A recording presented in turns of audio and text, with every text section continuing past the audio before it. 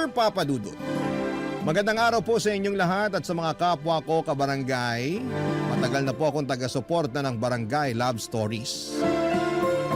Dahil may katrabaho po ako dati na palaging nakikinig sa inyong mga kwento sa YouTube. Dahil sa kanya, nagsimula na rin po akong makinig sa Barangay Love Stories. Ang kwentong ito ay isang bahagi ng aking buhay na tanging ang aking mami at kapatid lamang ang nakakaalam.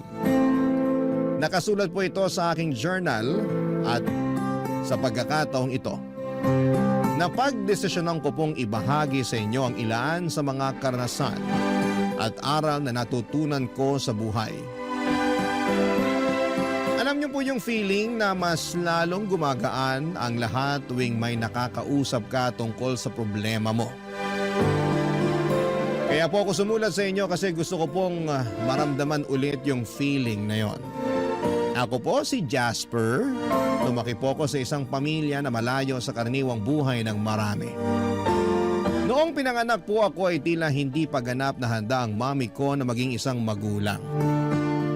Maaga po naghiwalay ang aking mga magulang at hindi ko na po nakilala ang aking tunay na ama. Kaya po habang ako'y lumalaki, ang yaya ko po ang madalas kong kasama at kausap sa bahay. Nagbago po ang aming sitwasyon noong pinanganak ang kapatid ko, si Dylan, na ang tatay ay isang Amerikano. Ngunit hindi rin po nagtagal at naghiwalay din si mami at ang tatay ni Dylan.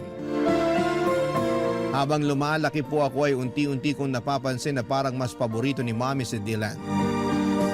Aaminin ko po na sobrang nasasaktan ako tuwing napapansin ko po ito.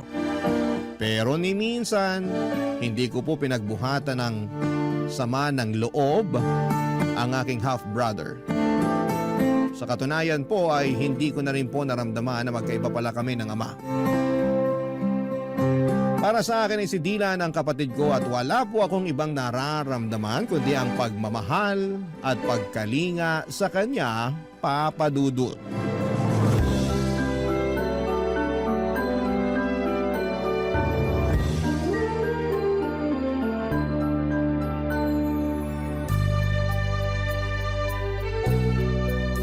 Ang tangos talaga ng ilong mo. Sana kahit kalahati man lang bigyan mo ako.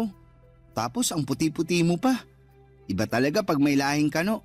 Mukhang naliligo kahit hindi naman talaga naliligo. Huwag mo nga akong simulan, kuya. Nagkakaganyan ka ng dahil lang sa ilong. Okay din naman yung ilong mo ah. Parang isda. Boneless. Ah, ganun ha? Dylan, ayaw ko sanang sabihin to sa'yo pero sa tingin ko ito na yung tamang oras para malaman mo ang buong katotohanan. Sana maintindihan mo na hindi madali sa akin na sabihin to sa'yo. 2 years old ka lang noon nung napulot ka ng kasambahay natin sa basurahan. Hindi alam ng kasambahay natin kung ano ang gagawin niya noong mga panahon na yun. Kaya si mami na ang nagpaubaya at nagpalaki sa'yo. Anong akala mo sa akin 5 years old? Hoy, lumang tugtugi na yan. Balikan mo na lang ako pag nakapag-isip ka na ng bago. Eto naman, di na mabiro. Nga pala, asan si mami? Namamalengke ata. Kanina pa wala dito yun. Ang sabihin mo, baka nagbubulakbol. Ang di ko rin kasi maintindihan dito kay mami.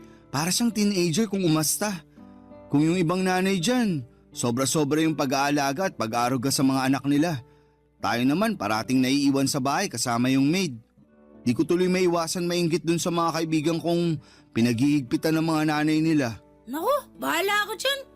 Huwag mo akong idamay. Ayokong paghigpitan ako, no? Tsaka isa pa, ayaw mo nun? Pwede tayong kumain at maglaro ng video games buong maghapon. Kung sa bagay, pero mas maganda sana kung may tatay tayong kasama dito, no? Ay, yang si mami talaga. Sana naman makahanap na siya ng matinong lalaki. Oo nga, di ko pa talaga nararanasan yung pakiramdam na magkaroon ng isang ama. Pareho lang naman tayo. Yung tatay ko di ko na rin naabutan. Tapos yung tatay mo naman, sobrang bata mo pa nun. Di nga nagtagal ng 1 month yun dito sa bahay. Mabait pa yung tatay ko, kuya. Ewan, di ko rin masabi. Pero ang natatandaan ko, parati silang nag-aaway ni mami. Tas kadalasan, nasa terrace yung tatay mo umiinom at nagyoyosi. Ah! Ikaw, Pilipino, Ako naman Amerikano. Ano kaya magiging lahi ng susunod nating kapatid, kuya? German? Japanese? O Canadian? Ano sa tingin mo?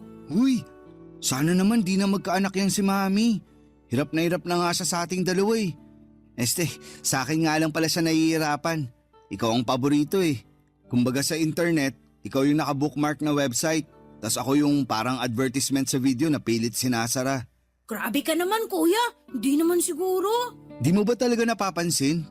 O sige nung isang araw, anong kinain mo for breakfast? Bacon. Teka lang, bakit mo naman naitanong yan? Mismo. Nung isang araw, pinagalitan at pinigilan niya ako nung kinuha ko yung bacon sa ref. Sabi niya pa nga sa akin, nagtitipid daw tayo. Pero mukhang ako lang naman tong tinitipid niya. Ikaw naman, kuya. Nagkakaganyan ka ng dahil lang sa bacon. May longganisa naman sa ref eh. Yun na lang ang kainin mo. Ano ka ba? Hindi lang yun. Napapansin ko rin na siya yung palaging kumukuha ng report card mo. Pero yung report card ko, sa maid niya parati pinapaubaya. Hala, baka ampun ka nga. Joke lang. Pero seryoso na to. Pakiramdam ko din na favorite ka ni Mami kasi ikaw tong mukhang foreigner sa ating dalawa. Uy, paano mo naman nasabi yan? Napapansin ko lang kasi na ikaw tong laging binibida niya tuwing kausap niya yung mga kaibigan niya. Tapos kapag pumupunta yung mga kaibigan niya dito sa bahay, ikaw lang yung pinapakilala niya sa kanila.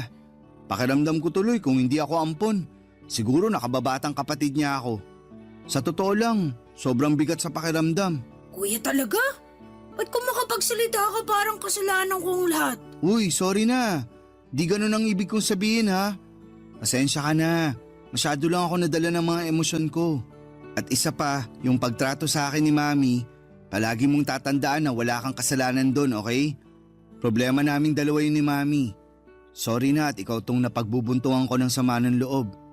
Promise, di ko na ulitin. Last na yon. Talaga? Oo, Walang iwanan ha? Promise? promise. I love you, kuya.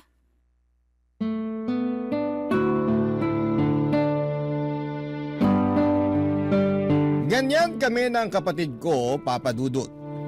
Laging nag-aasara, nag-aaway pero grabe. Sobrang mahal namin ang isa't isa. Kahit halos 6 na taon ang agwat ng edad namin, pakiramdam ko ay parang 1 taon lang ang pagitan namin.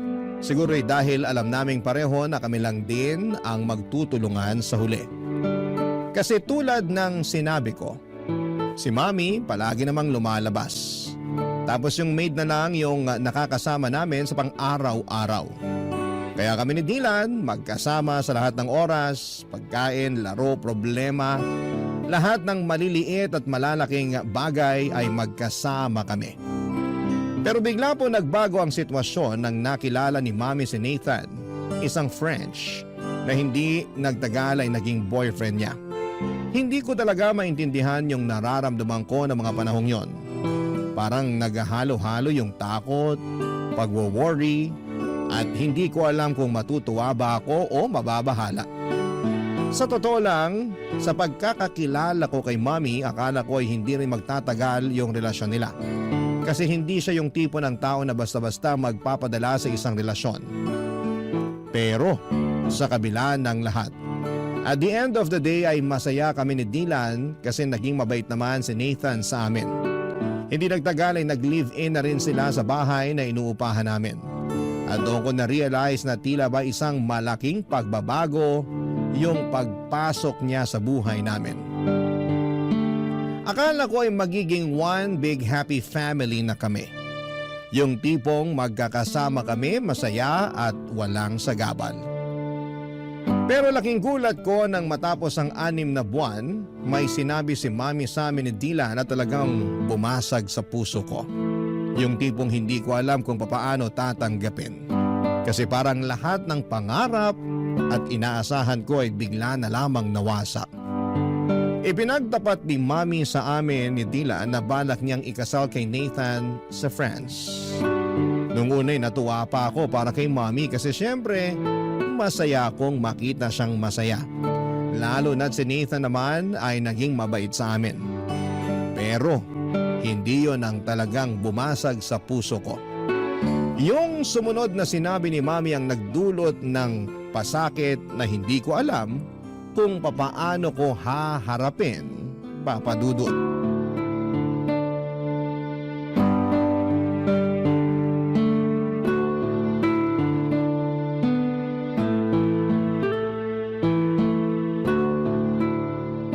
Sige na naman, kuya. Pahiram na ako ng cellphone mo. Sandali lang. Hindi mo ba nakikita na naglalaro pa ako? Manood ka na muna ng TV doon sa sala. Kanina ka pa naglalaro eh. Okay na yan. May kailangan Mami! tayong pag-usapan. Bakit? Ano po yun? Mukhang seryoso to ah. Patay. Kung may nabasag dito sa bahay, malamang kasalanan ni kuya yan. Basagin ko kaya mukha mo, gusto mo? Tumigil na nga kayong dalawa. Tungkol to sa napag-usapan namin ng Tito Nathan nyo. Bakit po? Magpapakasal na kami. At napagdesisyonan namin na doon na kami sa France magpapakasal. Ibig niyo po bang sabihin, sa ibang bansa na tayo titira? Astig! Sa wakas, makakakita na ako ng snow. At napagkasunduan rin namin ng Tito Nathan nyo na si Dylan na muna ang dadalhin namin. Ano? Dylan, lumabas ka na muna. Pero kuya... Sige na, please. Sige na anak, iwan mo na muna kami ng kuya mo. Okay po.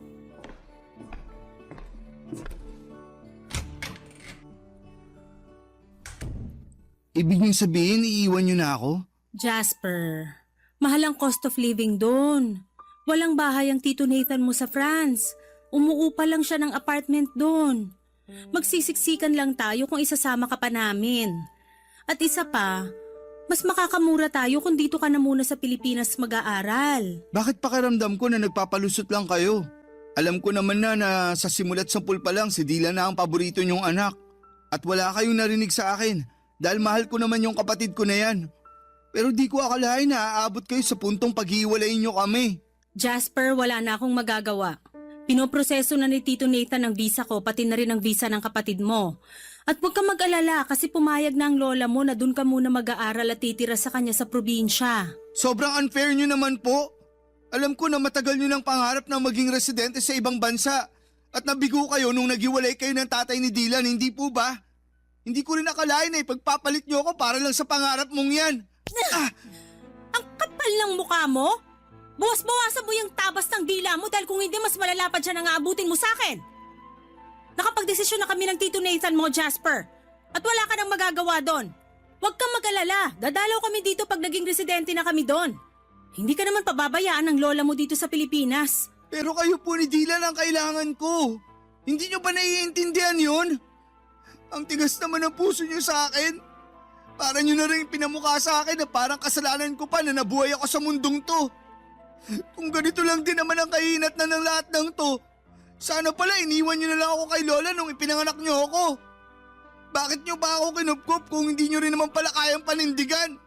Anong klase kayong ina? Isa pa, Jasper, at tatamaan ka na talaga sa akin. Umayos ka.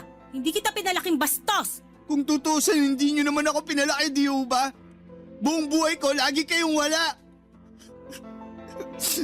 Ano po ba ang naging kasalanan ko sa inyo para tratuhin niyo ako ng ganito? Kuya? Kuya, ano pang sinabi ni Mami sa'yo? Nagbago ba ang isip niya? Mukhang buo na ang desisyon niya. Kung ganon, hindi ako sasama sa kanila. Dito lang ako sa tabi mo, kuya. Dylan, wag. Ha? Anong ibig mong sabihin? Mas magiging maganda ang buhay at kinabukasan mo pag sumama ka papuntang France. At dun, mararanasan mo na rin ang pakiramdam ng magkaroon ng isang buong pamilya. Kaya ipangako mo sa akin na magpapakabait ka dun, ha? Buong pamilya? Anong buong pamilyang pinagsasasabi mo dyan? Hindi ka nga kasama, di ba? Dylan, pinapangako ko sa'yo na magkikita pa tayo. Isipin mo na lang na pareho tayo nagbabakasyon sa ngayon. Susunod ako sa France at magsasama ulit tayo sa isang bubong, promise. Kuya, mamimiss kita. Ako rin.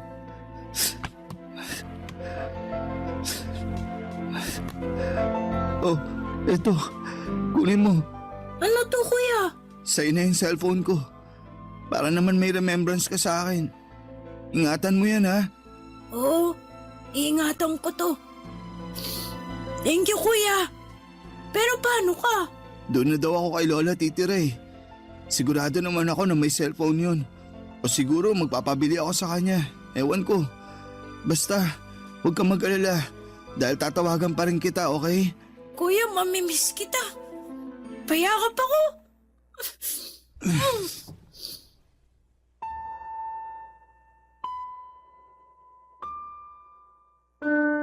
Papadudot, sobrang nasaktan ako sa naging desisyon ng nanay ko.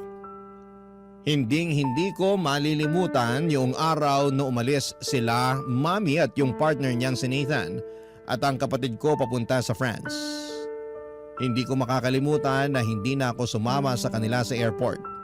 At pinili ko na lamang na magtago at hindi na magpakita para kahit papaano'y maibsan yung sakit na nararamdaman ko sa pag-alis nila. Pero kahit na anong gawin ko ay hindi pa rin natanggal yung bigat sa dibdib ko. Noong sumunod na araw, pumunta na ako sa probinsya doon sa lola ko. Doon nagsimula yung depression ko. Naging pasaway ako at aaminin ko na nalulung ako sa mga bisyo at nagkaroon ng matinding depresyon. Pumayat ako dahil halos hindi ko na nararamdaman ang gutom. At naging pabigat na rin po ako kay lola. Halos hindi na rin ako kumakausap ng tao. Kung hindi ako nagbubulakbol, nandun lang ako sa kwarto, nagkukulong at nakikinig sa music. Simula nung umalis si Mami ay hindi ko na rin siya kinausap pa. Galit na galit pa rin ako sa kanya. Gusto ko siyang sumbatan sa lahat ng sakit na nararamdaman ko. Pero pinili ko na lang na manahimik at maglaho na parang bula sa buhay niya. Mas lalo rin akong nasaktan noong hindi rin ako kinausap ng nanay ko simula nang umalis siya. Dahil alam niya siguro na hindi naman ako pababayaan ng lola ko. Pero syempre mas lalo lang nadagdagan ang pagkamuhi ko sa nanay ko. Si Dylan naman, papadudot, ay palagi ko siyang sinusubukang i-contact. Noong unang araw niya sa France ay punong-puno ng messages yung phone ko mula sa kanya. Mga pictures, mga videos na nag-i-enjoy sa bagong buhay niya doon. At parang bahagi ako ng mundo niya. Kahit malayo siya. Pero habang tumatagal ay mas kumonte yung mga mensahe niya. Kung minsan, ilang araw na akong hindi makakatanggap kahit isang text mula sa kanya. At yon, hindi ko maiwasang mag-isip na baka nakalimutan na niya ako. Nasaktan ako noon syempre at mahirap tanggapin, pero iniisip ko na lamang na baka abala ako sa bago niyang buhay kasama sina Mami at si Nathan, papadudot. Barangay Love Stories. Barangay Love Stories. Yung empathy ng lola ko ang naging gabay ko, papadudot.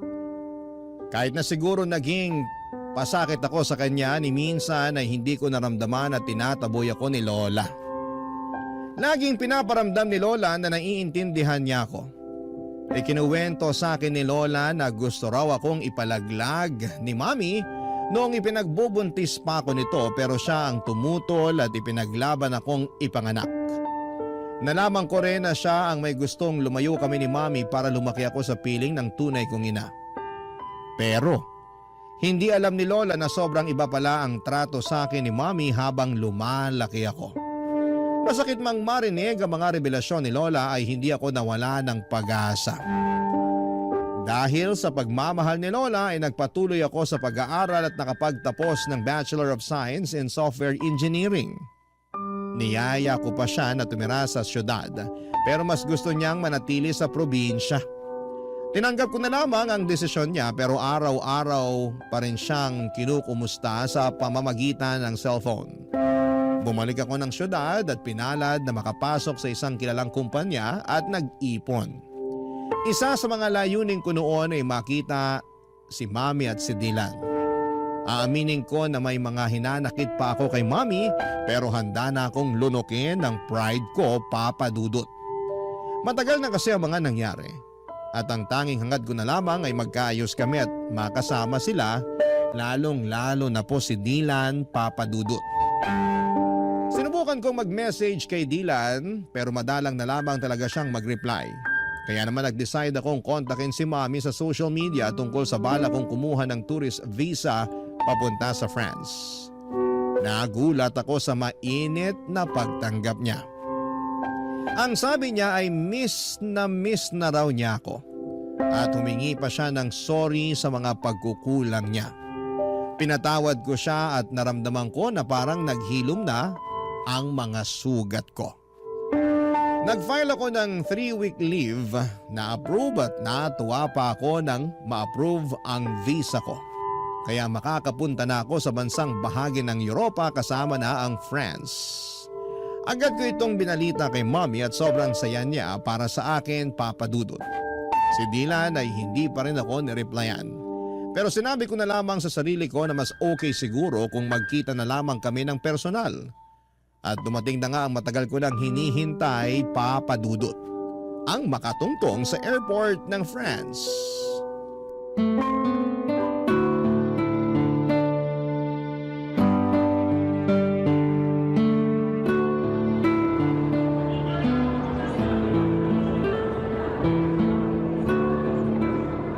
Jasper! Mami! Dylan! Namiss ko kayo, sobra! Namiss ka rin namin, anak. Ang laki-laki mo na. Ito rin si Dylan, oh. Halos hindi ko na nga makilala. Mas matangkad pa siya sa akin. Huy, kumusta ka na?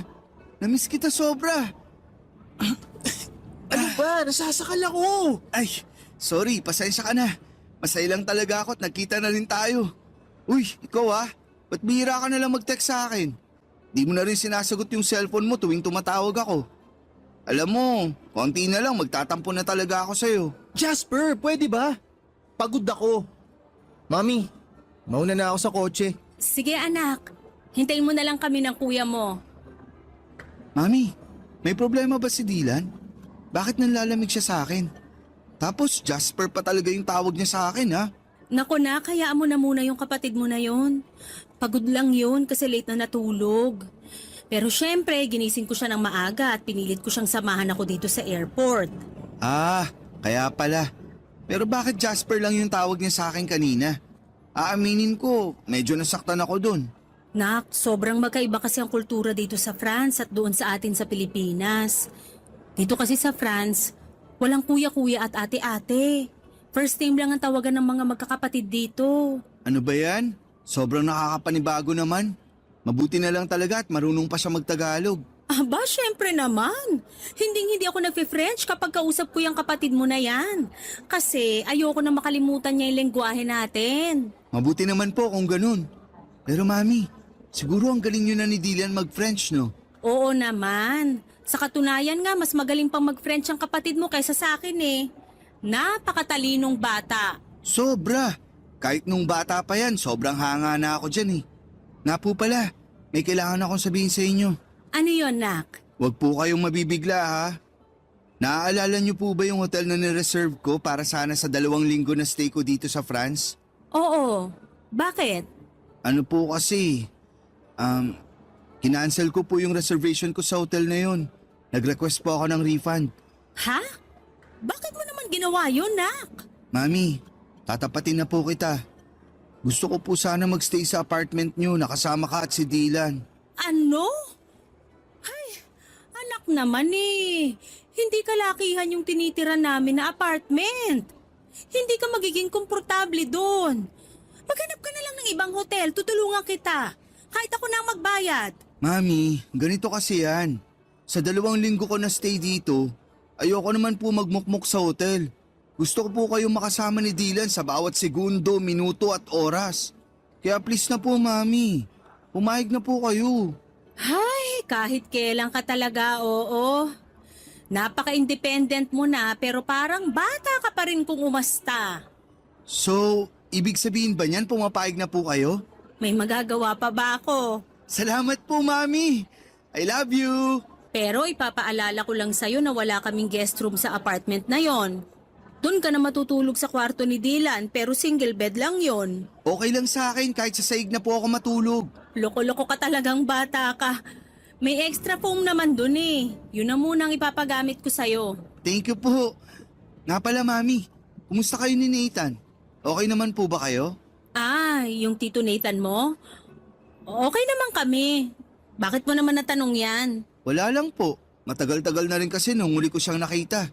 Sa tingin niyo po ba, okay lang sa kanya na doon na muna ako tutuloy sa apartment? Ayan tayo eh.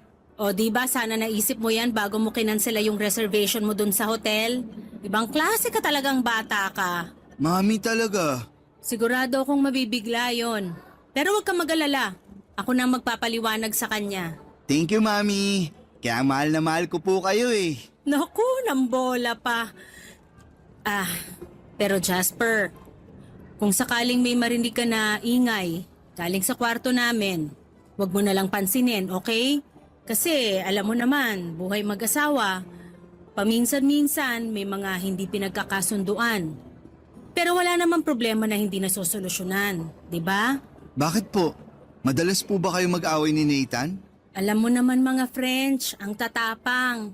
Tapos kapag may pinaniniwalaan sila, talagang pinaninindigan nila. Kaya ayan, paminsan-minsan nagtatalo kami dahil sa ugali ng Tito Nathan mo na ganyan. Kaya pala. Mukhang maninibago ako dito ah. Halika na nga, sa bahay na tayo magkwentuhan. Papadudot, tumuloy po ako sa apartment ni na Mommy at salamat na lamang at napapayag si Nathan na doon ako tumira ng 2 linggo. Mabuti na rin po at naging okay na kami ni Mommy at sobrang nagpapasalamat po ako sa Panginoon dahil sa maayos ang relasyon namin. Pero si Dylan po ay mukhang siya naman po ngayon ang nanlalamig. Hindi na kami masyadong nagkakausap. Kahit nasa isang kwarto lamang kami natutulog. Kadalasan po ay naka-headset lamang siya at tuwing tinatanong ko siya o nakikipag-small talk, parang hindi siya interesado. Minsan nga po ay hindi na niya ako sinasagot ng maayos. Nung una iniisip ko na baka epekto lamang ito ng pagiging dito niya sa France nanirahan. O baka naman dahil sa mga pagtatalo ni Mommy at Nathan sa kabilang kwarto. Alam ko po kasi na kahit na hindi nila sinasadya ay malaki ang epekto ng mga ganong bagay, lalo na kapag naririnig ng bata.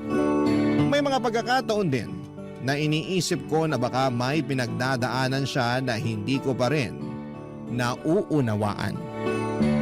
Sinubukan ko pong kausapin siya minsan kung bakit siya nanlalamig. Pero iniiwasan lamang po niya ako. Hindi ko na po siya pinipilit, baka lalo lang po siyang magtampo o magalit. Naintindihan ko naman po na may mga bagay na ayaw pa niyang pag-usapan at baka hindi pa siya handa papadudot. Kahit na ganito siya, hindi po nagbago ang pagmamahal ko sa kanya. Mahal na mahal ko pa rin siya at ginagawa ko po ang lahat para iparamdam sa kanya ang bagay na yon. Kaya noong nagkita kami, ginamit ko po yung pagkakataon para ipakita sa kanya kung gaano ko siya pinapahalagahan. Pinagluluto ko siya ng almusal, binibilhan ng mga bagong gadgets at kung ano-ano pa. Nagpasalamat naman siya pero hanggang doon na lang. Wala na po yung mga asaran at kulitan namin at ako na lang po ang unti-unti nag-a-adjust sa nagbabagong ugali ng kapatid ko. Hanggang isang gabi habang si Dylan ay abala sa computer at ako naman ay naglilinis ng kwarto ay may napansin po kong kakaiba sa likod niya. Manipis po kasi yung suot niyang damit noong araw na yon. Kaya kitang-kita ko na may kakaibang kulay sa likod niya. Dali-dali ko pong inangat ang t-shirt niya at parang nabasag ang puso ko sa mga nakita ko. May mga pasa siya sa katawan niya.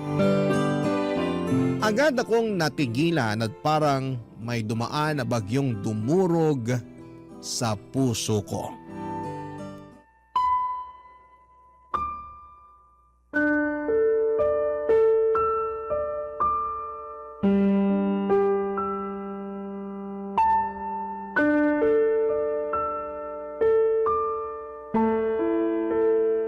Dylan, ano yan ha? Ba't ang dami mong pasa? Ang OA mo naman, pwede ba huminahon ka? Wala to. Nadulas lang ako sa CR nung isang araw. Dylan, wag mo akong gawing tanga. Alam ko yung pinagkaiba ng pasa na galing sa aksidente at pasa na sinadya. Sino may gawa nito sa'yo ha? Magsalita ka. Ano bang pakialam mo, ha? Ipapaalala ko lang sa'yo, Jasper, hindi kita kapatid. Hindi tayo lumaki sa iisang bahay. At higit sa lahat, magkaiba tayo ng tatay. Kaya utang na loob, lubayan mo na ako, tigilan mo na yung pagpapanggap mo na concern ka sa akin. Seryoso ka? Talaga ba, Dylan? Ang sakit mo naman magsalita. Ganyan na ba talaga kasama ang tingin mo sa akin? Ni minsan hindi ko inisip na magkaiba tayo ng tatay. Simulat sa pool, kapatid na buo ang tingin at turing ko sa'yo. Ba't ka ba nagkakaganyan, ha? Ano bang nagawa akong kasalanan sa'yo para kamuhian mo ako ng ganito katindi? Nangako ka sa akin dati na susunod ka, di ba? Nangako ka na magkikita tayo ulit, pero pinaasa mo lang ako. Ang tagal ko naghintay, nagmukha akong tanga. Hanggang napagod na lang ako. Napagod ako sa walang katapusang paghihintay dun sa pangako mong napako. Pero nandito na ako ngayon, di ba? Dylan naman. Hoy, wag ka nga umasta na parang kasalanan ko kung bakit ako nagkakaganito. O nandito ka nga, pero iiwan mo rin naman ako pagkatapos ng 2 linggo eh. Sana hindi ka na lang pumunta dito. Nagsayang ka na ng oras, nagsayang ka pa ng pera. Dylan, makinig ka. Please, wag mo namang isumbat sa akin yung pagkakalayo natin. Wala ni isa sa atin ang ginusto na mangyari yun. Akala mo ba hindi ako nasaktan na pilit akong inilayo sa nag-iisa kong kapatid? Durog na durog ako nung umalis kayo. Hindi ko alam kung paano ko hinarap ang bawat araw na wala ka sa tabi ko. Pero wala na akong magawa nun. Kaya tiniis ko, Dylan. Tiniis ko yung sakit na yun. Kasi alam ko na mas magiging maganda ang buhay mo dito. At alam ko na mas makakamit mo yung mga pangarap mo dito. Kahit kailan, hindi ko pinangarap na mabugbog ng asawa ng nanay ko. Teka lang, si Nathan? Siya ang may gawa nito sa'yo? Magbabayad siya sa ginawa niya sa'yo. Hayop siya? Hayop! Teka lang, kumalma ka nga. Masyado kang mainit eh. Makinig ka sa akin. Kung ano man yung ginagawa niya, hayaan mo na. Huwag ka na makialam. Mamaya madamay ka pa eh. Dylan, magpaliwanag ka. Bakit niya nagawa sa'yo ito? Kailan nagsimula to? Paano? Sabihin mo na sa akin, parang awa mo na. Ay, sa akin niya binubunton yung galit niya kasi hindi siya mabigyan ni Mami ng anak. Wala naman kaming magawa ni Mami. Kailangan namin ng tulong niya eh. Kasi gusto namin maging legal na residente dito. Matagal ng pangarap ni Mami yun. Buwisit na pangarap yan. Wala man lang bang ginawa si Mami para ipagtanggol ka? Alam ni Mami lahat ng ginagawa sa akin ni Nathan. Pero wala nang pag-asa si Mami. Palagi na lang niyang pinagtatanggol yung asawa niya. Kesyo unawain ko na lang daw kasi nga may pinagdadaanan. Bakit di mo agad sinabi sa akin to? Bakit? May magagawa ka ba? Kung sinabi ko sa ito noon pa? Kung makaasta ka para kang hero ah. Wala ka rin namang magagawa eh. Di ba? Eto ba ang dahilan kung bakit di mo sinasagot mga messages at tawag ko sa'yo? Dahil mas pinili mong sarilinin ang lahat ng problema mo? Oo. Napakatanga ko! Napakabobo ko! Napakalaki kong gago! Dapat andito ako noong mga panahong kinailangan mo ko. Dapat nandito ako noong mga panahong kinailangan mo ng taong magpoprotekta sa'yo. Dapat nandito ako noong mga panahong wala kang karamay at kinailangan mong ilabas lahat ng sakit ng dahil sa lahat ng pinagdadaanan mo. I'm sorry, Dylan. Patawarin mo ako. Hindi mo kailangan humingi ng tawad. Pasensya ka na kung pinamukha ako sa'yo na kasalanan mo lahat kung bakit nangyayari to. Ang importante, hindi ka na ulit masasaktan ng animal na yon, naiintindihan mo? Alam mo kung ano yung pinakamasakit para sa akin? Yung simula pagkabata natin, ikaw yung paboritong anak ni Mami pero hindi ka man lang niya nagawang ipagtanggol sa hayop na Nathan na yon. Hindi ko alam kung paano natiis ni Mami yung ganitong klaseng sitwasyon, Dylan. Hindi ko na talaga kaya dito. Sasama na ako sa'yo. Parang awa mo na isama mo ko. Sorry kung hindi kita pinakitunguhan agad ng maayos. Ang totoo niyan, gustong gusto na kitang yakapin nung unang araw pa lang na nagkita tayo dun sa airport. Pero nilamon kasi ako ng inggit eh. Nilamon ako ng lungkot. Naiinggit ako kasi malaya mo nagagawa lahat ng mga bagay na gusto mo. Habang ako, mala-impyerno yung buhay ko dito. Kung akong papipiliin, mas gugustuhin ko na ako na lang sana'y naiwan sa Pilipinas eh. Dylan, alam kong alam mo na kung may paraan lang para pagbaligtarin ko ang sitwasyon nating dalawa. Matagal ko na yung ginawa. Mahal na mahal kita, kuya. Mahal na mahal kita, Dylan. Sobra. Huwag kang mag-alala. Iuwi na kita sa Pinas. Kayo ni Mami. Wala nang dahilan para manatili pa kayo dito. Hindi na ako makakapayag na saktan ka pa ng hayop na yon. Salamat, kuya.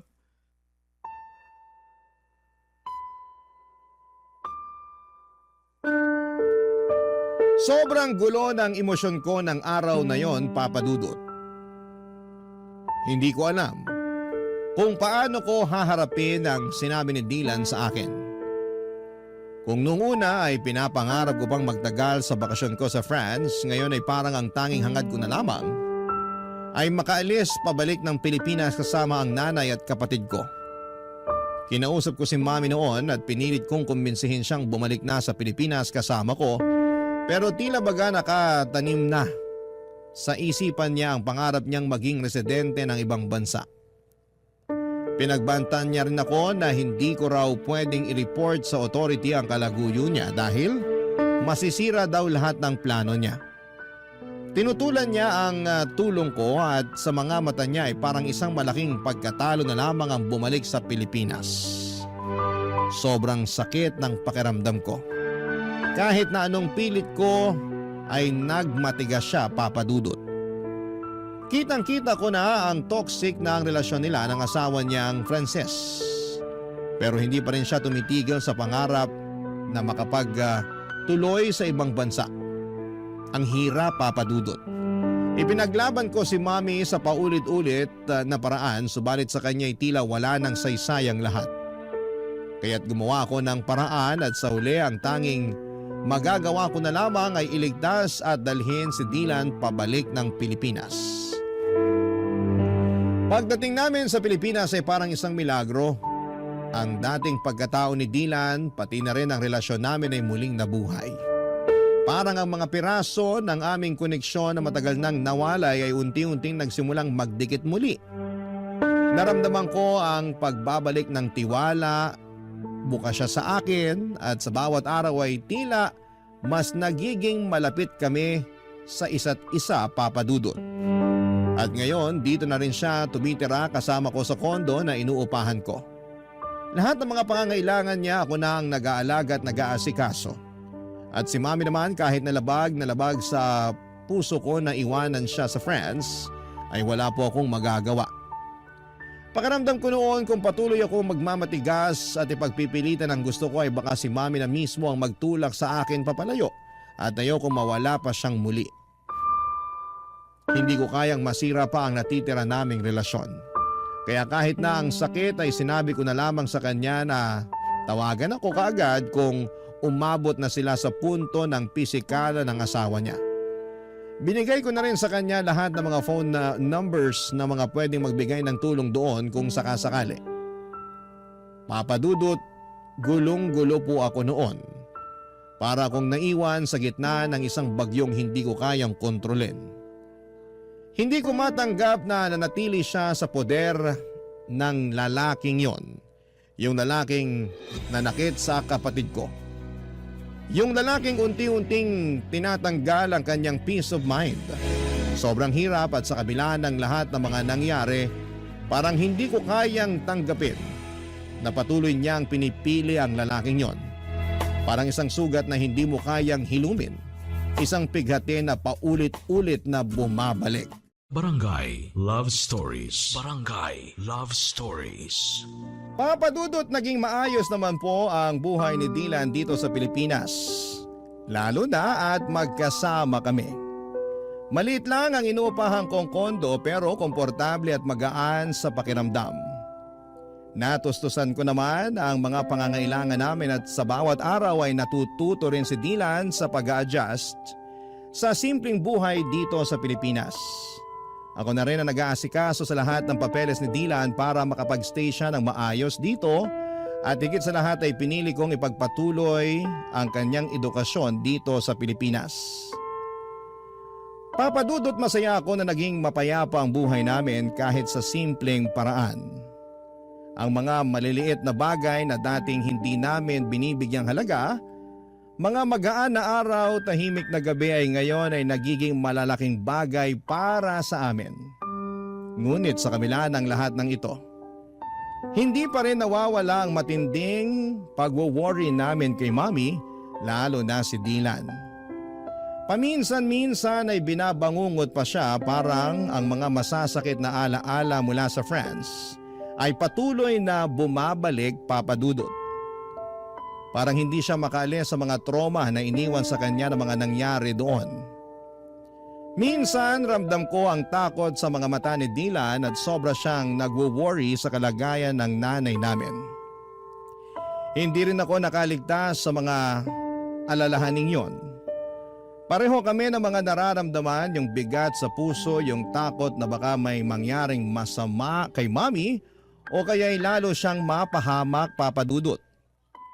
Ilang gabi rin ang lumipas na hindi ko maiwasang sisihin ang sarili ko. Sana'y mas pinilit ko si Mami na bumalik sa Pilipinas kasama namin. Hanggang ngayon ay hindi ko pa rin mapatawad ang sarili ko sa desisyon kong iwanan siya doon. Marami akong tanong sa isipan ko kung sana'y mas pinilit ko pa siya, kung sana ay hindi ko siya iniwan baka hindi na siya lumubog pa sa ganitong sitwasyon. Pero sa kabila ng lahat, Papa Dudut, ng pag-aalala at pagdududa, may mga bagay na kailangan ko ring tanggapin. Minsan, hindi mo kayang baguhin ang mga desisyon ng ibang tao. Lalo na kung ang pinipili nilang landas ay iba sa'yo. Ngunit kung may isang bagay man na hindi ko pagsisisihan, yon ay ang desisyon na dalhin si Dylan pabalik ng Pilipinas. Siyang naging dahilan kung bakit mas nagkaroon ng pag-asa akong maramdaman na natutulungan ko siya at magbagong buhay.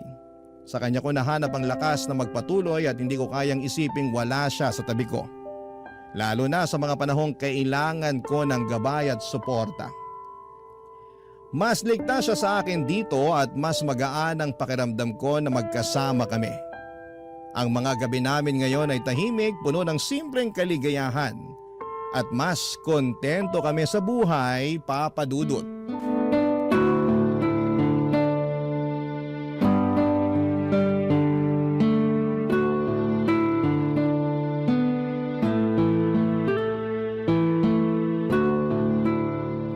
Kuya, Oh, Dylan, ano yun? salamat talaga. Hindi ka nagdalawang isip na isama ako pabalik dito sa Pilipinas. Sobrang pasalamat ko lang talaga at malaki pa yung natitirang pera sa savings ko noong mga panahon na yun. Dahil doon, nakabili ako kaagad ng ticket mo papunta dito.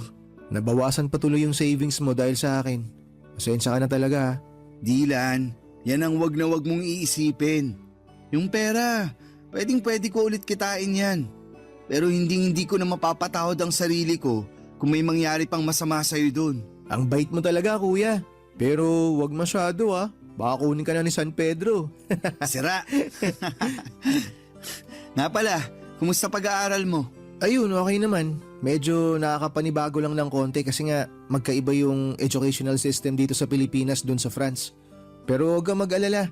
Makaka-adjust din ako dito. Ikaw pa ba? Mas matalino ka pa nga sa akin eh. Kayang-kaya mo yan. Sure yan. Sana nga. Ay, Uy, mukhang may iniisip ka ah. Anong problema? Okay ka lang? si Mami kasi. Hindi ko maiwasang hindi mag-alala sa kanya. Okay lang kaya siya dun? Baka sinasaktan na siya ng Nathan na yun.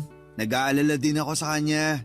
Pero parati naman kami nagtatawagan at mukhang okay naman siya. Ay, sana lang talaga okay siya ron. Huwag ka nang mag-alala.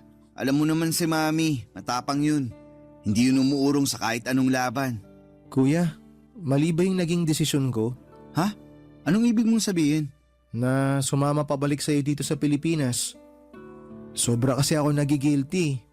Naiisip ko kasi mas maganda ata kung nagpaiwan na lang ako dun kay Mami. Sana kasama niya pa rin ako hanggang ngayon. Dylan, makinig ka. Wag na wag mong sisisihin ang sarili mo ha? Dahil wala kang ginawang mali. Tama lang yung ginawa mo na umalis sa poder nila. Ito ang lagi mong tatandaan. Hindi mo kailanman kailangang tiisin ang pang-aabuso ng isang tao sa'yo. Kung may choice ka para takasan at iwanan ang ganong klaseng sitwasyon, lagi mong pipiliin ang choice na yon. Naiintindihan mo ba yon? Si Mami ang mali dito, Dylan. Siya may kailangang baguhin. Kailangan niyang matutunang respetuhin ang sarili niya. At kailanman, hindi ko maiintindihan kung bakit tinitiis siya ang lahat ng yun. Lahat ng sakit at lahat ng pang-aabuso para lang maging legal siya na residente. O teka kuya, kalma ka lang. Huwag ka masyado magalit. Siya na mismo ang nagpapahirap sa sarili niya. Hindi ko na talaga alam kung anong nangyayari sa kanya. Dylan, hindi niya nakikita na ang kalayaan at ang respeto sa sarili mas mahalaga kaysa sa papel na pinapangarap niya. Kuya, sa tingin mo, babalik pa kaya si Mami dito? Huwag kang mag-alala. Hindi ko titigilan si Mami hanggang sa makabalik siya dito. Ako na bahala doon ha. Mag-focus ka na lang sa pag-aaral mo. I'm sorry. Masyado ako nagiging emosyonal. May iba tayo. Sigurado ako matutuwa si Lola pag nakita ka niya. Pupunta tayo kay na Lola this weekend, okay? Sige, tara! Nakaka-excite! Baby pa ata ako nung huli ko nakita si Lola eh. Oo. Sigurado ako magugustuhan mo dun sa probinsya. Sariwang hangin, maraming puno, at higit sa lahat, walang traffic. Hindi na ako makapaghintay. Alam mo kuya, hindi ko akalain na darating pa pala tong panahon na to. Ako din, Dylan. Alam ng Diyos na ilang beses kong pinagdasal na sana magkita tayo ulit. At ngayon na magkasama na tayo, babawi ako sa napakaraming taon na nawala sa atin. Tama kuya, sangayon ako dyan. Pero alam mo, pwede ka namang bumawi sa akin ngayon eh. Bila mo ka ng bagong cellphone kuya, bawi ka na. Ayan tayo eh. Sige na kuya, ugod-ugod na tong phone ko eh. Ang bilis na malobat. Tsaka kailangan na talagang palitan. Kuya, please naman. Bila mo na ako ng bago. Ay, sige na nga. Buksan mo yung drawer ko. May cellphone ako doon na hindi ko na masyadong nagagamit. Sa'yo na yun. Nice! Salamat kuya, the best ka talaga. Ayos, may bago na akong cellphone. Ay kuya, sandali lang. Diyan ka lang ha, may papakita ako sa'yo. Ano yan? Oh, naalala mo pa ba to? Teka lang. Ito yung bigay ko sa'yo na cellphone bago ako pumunta ng France ha. Buhay pa pala to? Oo kuya, talagang tinago ko na maigi to. Medyo matagal-tagal ko nang hindi nagagamit kasi sobrang luma na. Pero inalagaan ko to. Grabe! Hindi ko akalain na naitabi mo pa pala yan. Akala ko matagal nang nasira o nawala yan eh. Kasi tong cellphone na to, hindi lang basta gamit to. Ito yung alaala na naitago ko na kahit na malayo tayo sa isa't isa, kahit na anong mangyari, may mga bagay na hindi talaga magbabago. Dylan, thank you at hindi mo kinalimutan ang pagiging magkapatid natin. Salamat din kuya. Kasi dahil sa'yo, natutunan ko kung paano maging matatag. Ikaw rin yung nagturo sa akin kung paano lumaban. Kung wala ka, baka hindi ko rin nahanap yung lakas para makausad ako sa mga nangyari. Na-realize ko rin na walang laban ang hindi natin kayang pagtagumpayan basta magkasama tayo. Ikaw talaga. Isa na lang at maniniwala na talaga ako sa'yo. Kanina pa tayo nagdadramahan dito eh. Pahag na nga lang. I love you kuya. Love you too. Sa mga panahong yon, Papa Dudo, talagang naghilom ang mga sugat namin ni Dylan. Mas naging matatag ang aming pagsasamahan bilang magkapatid.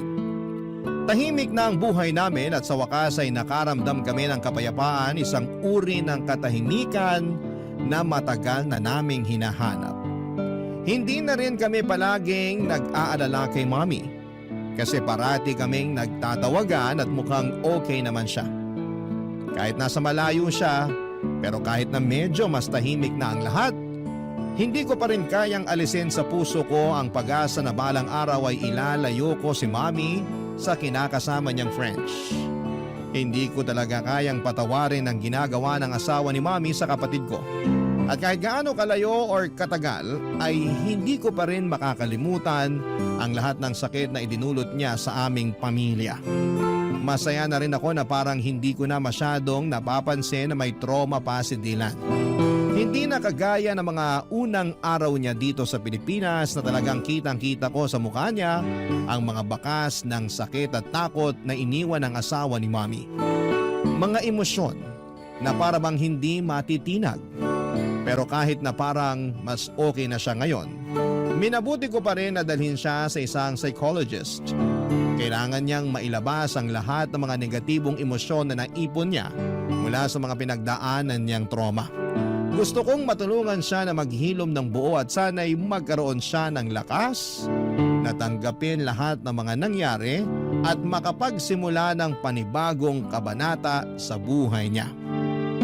Masaya na ako sa takbo ng buhay namin, Papa Dudut. Wala po akong naging problema sa trabaho at si Dylan sa wakas ay nakakapag-adjust na rin sa buhay niya sa school dito sa Pilipinas. Gumagala kami tuwing weekends at doon kami nakakahanap ng bonding, mga simpleng bagay pero puno ng halaga. Bawat araw na magkasama kami tila ba mas napapalalim ang aming samahan bilang magkapatid at natututo kami na mas marami ng bagay tungkol sa isa't isa. Akala ko ay magiging ganito na lang ang cycle ng buhay namin, tahimik, masaya at magkasama. Hanggang isang araw, may narinig kaming katok sa pintuan ng kondo namin, Papa Dudut.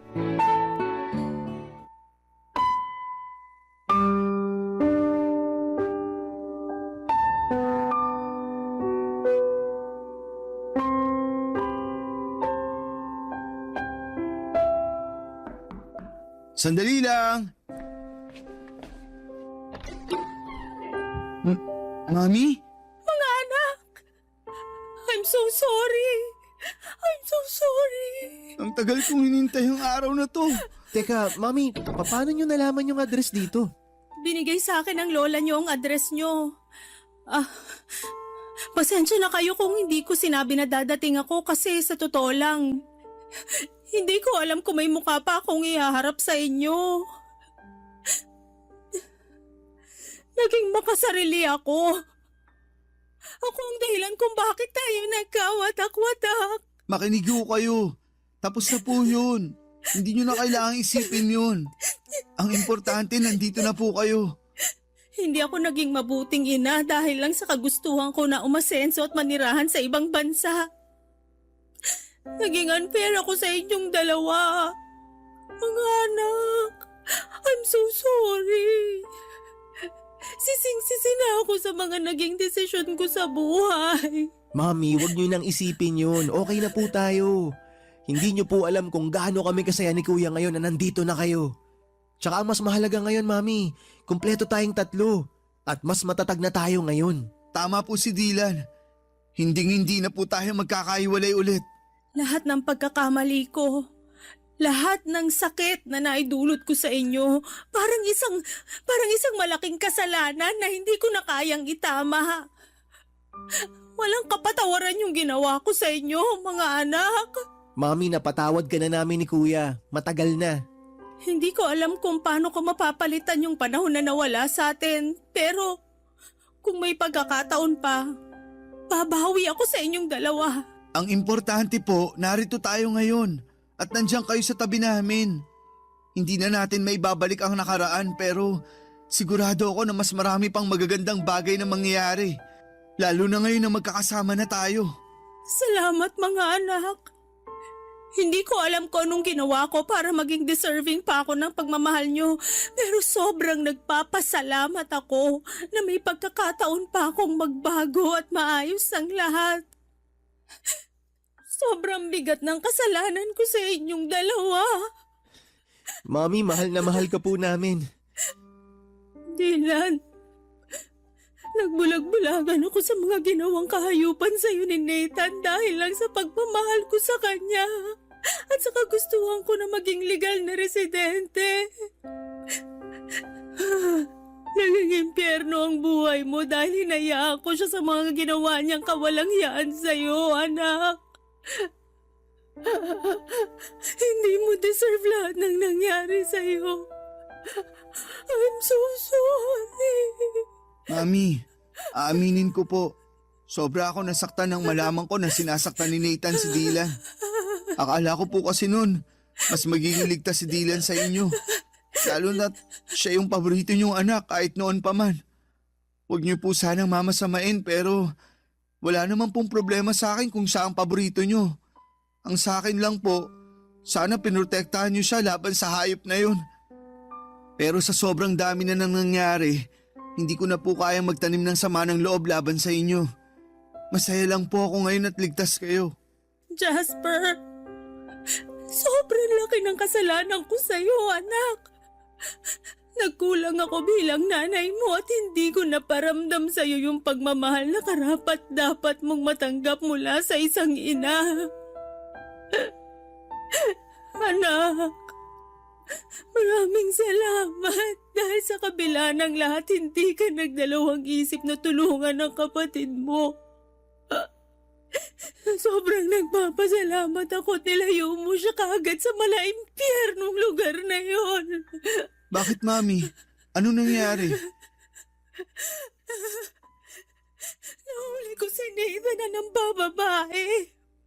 Tapos nung kinumpronta ko siya tungkol dito, nagwala siya at muntik na niya akong mapatay. Sinira at binasag niya rin lahat ng mga natitirang gamit sa kwarto ni Dylan.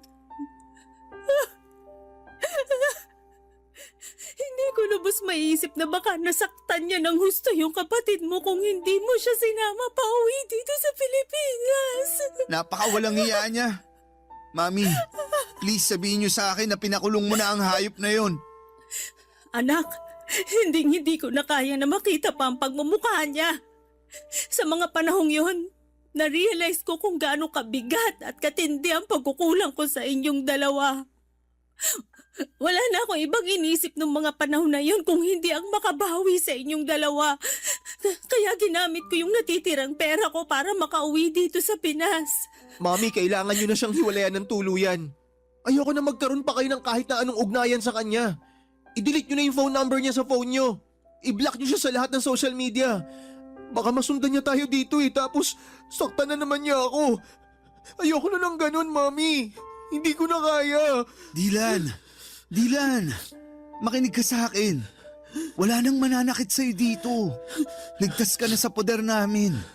Hindi na ako makakapayag na may manakit pa sa'yo. Anak, makinig ka sa kuya mo. Hindi ka namin pababayaan. Mamamatay muna ako bago ka pa niya masaktan uli. Naiintindihan mo ba yon? Kuya, Mami, mahal na mahal ko po kayo. Mahal ka rin namin, Dylan. Huwag ka mag-alala, anak. Magbabago na ang lahat simula sa araw na to. Hindi na tayo maghihiwalay.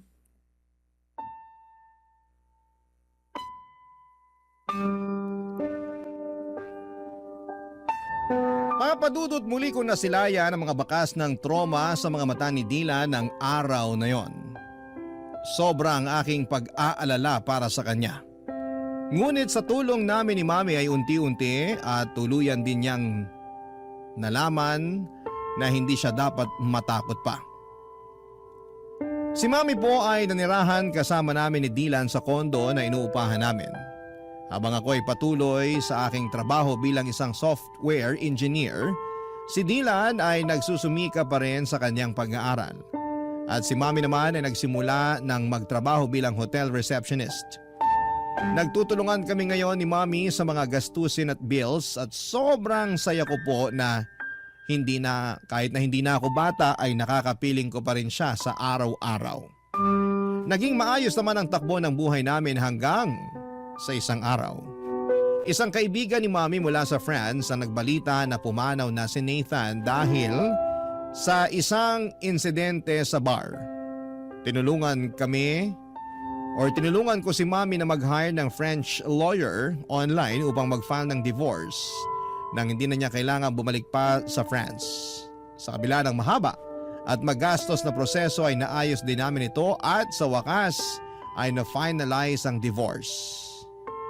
Hindi ko po kayang ilarawan ang gaan ng aming nararamdaman nang matanggap namin ang balita na opisyal nang wala ng bisa ang kasal nila ni Nathan. Sa wakas ay makakapagsimula na kami ng bagong buhay. Sa ngayon ay nagsusumikap kami ni Mami na mag-ipon upang makapagpatayo ng bahay na magiging saksi sa mas marami pang magagandang alaala na bubuuin namin bilang isang pamilya. Sa lahat ng mga naranasan ko ay natutunan ko na ang pagpapatawad ay isang paraan para bigyan ang sarili mo ng pagkakataong magpatuloy at maghilom. At syempre, maging maligaya. Lubos po ako nagpapasalamat sa Diyos dahil hindi niya ipinagkait sa akin ang pagkakataong muli kong makasama ang pamilya ko.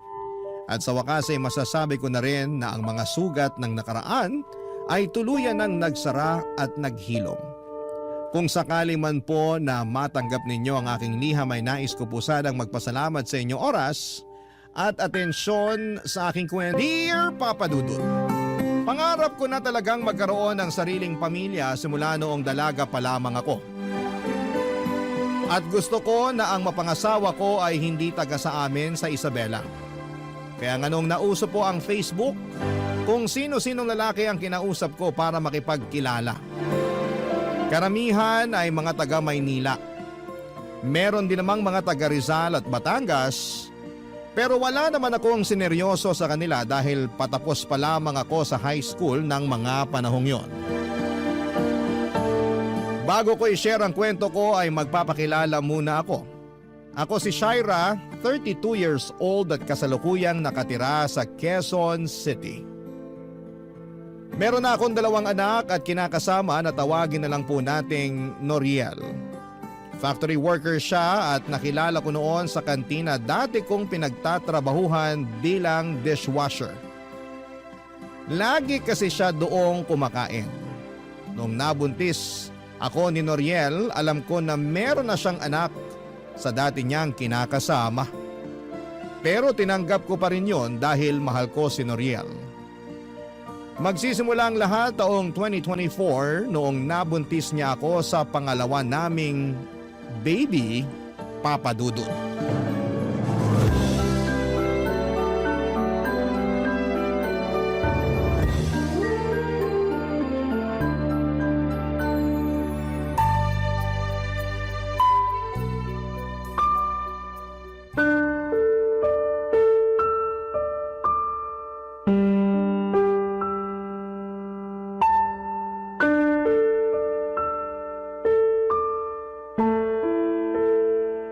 Kamusta?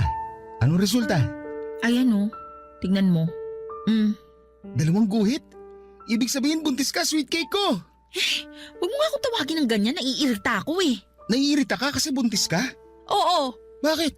Blessing kaya yan. blessing nga pero kapapanganak ko pa lang, di ba? 3 buwan pa lang yung panganay natin tapos nabuntis mo na naman ako.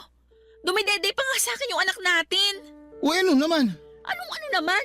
Natural, mabubuntis ka kasi may nangyayari sa atin. Oo nga, pero sabi ko di ba ayoko pang magka-baby tayo. Labo mo naman eh. Di mo kasi naiintindihan. Lalo hindi ikaw ang nagbubuntis. Hindi talaga, dahil trabaho niyo mga babae ang magbuntis. Di ka na talaga naawa sa akin, no?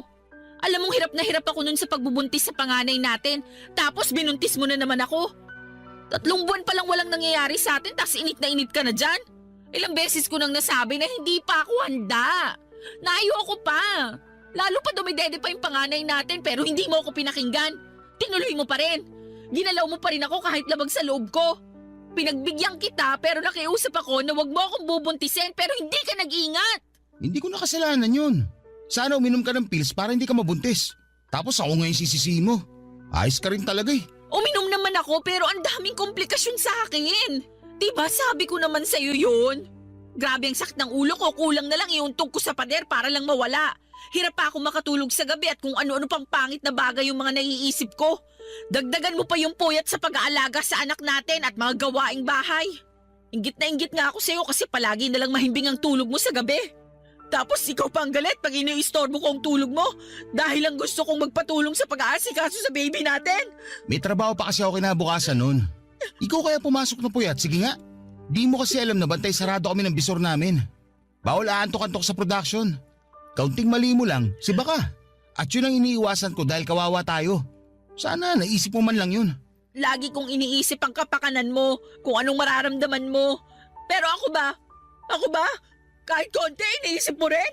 Ano bang klaseng tanong yan? Sagutin mo na lang! Malamang oo. Kaya nga ako nagsisikap sa pagtatrabaho para sa'yo at sa anak natin. Talaga lang ah. Para ka namang sira eh. Sira na kung sira. Pero para sa akin, hindi totoo yung sinasabi mo. Kasi kung totoo na iniisip mo ang kapakanan ko, hindi mo ako agad bubuntisin. Wala kang awa sa akin? Akala mo ganun lang kadaling mag-anak? Kung makapagsalita ka parang di natin anak yung dinadala mo ah. Paano na lang pag lumaki ang batang yan at nalaman niya na ayaw mo sa kanya? Ano na lang mararamdaman niya? Hindi ko sinabi na ayaw ko sa anak natin. Ang akin lang, Hindi pa to yung panahon para magbuntis na naman ako. Hindi ka ba nakakaintindi? 3 buwan pa lang yung panganay natin, Noriel. Hindi naman kagad lalabas yung pangalawa natin. May ilang buwan pa para lumaki yung panganay natin. Hirap sa'yo, masyado kang OA. Ako ba talaga yung OA? Eh sino pa ba? Alam nga namang nanay ko tayo lang naman nag-uusap dito. O, isa pa yung nanay mo. Oh, anong ginawa sa'yo ng nanay ko?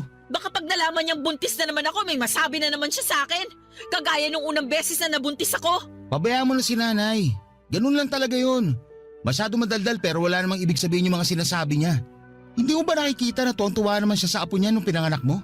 Sigurado akong matutuwa lang din yun pag nalaman niyang buntis ka. Duda ako dyan sa sinabi mo. Parang hindi mo naman kilala nanay mo. Kilala ko siya kasi nanay ko siya. Ikaw ang baka hindi nakakakilala sa kanya. Ay, ewan ko sa'yo. Kahit ano talagang sabihin ko, wala akong boses pagdating dyan sa nanay mo. Hirap sa'yo lahat ginagawa mong issue. Una yung pagbubuntis mo. Tapos ngayon nanay ko naman. Wala ka talaga sa hulog eh.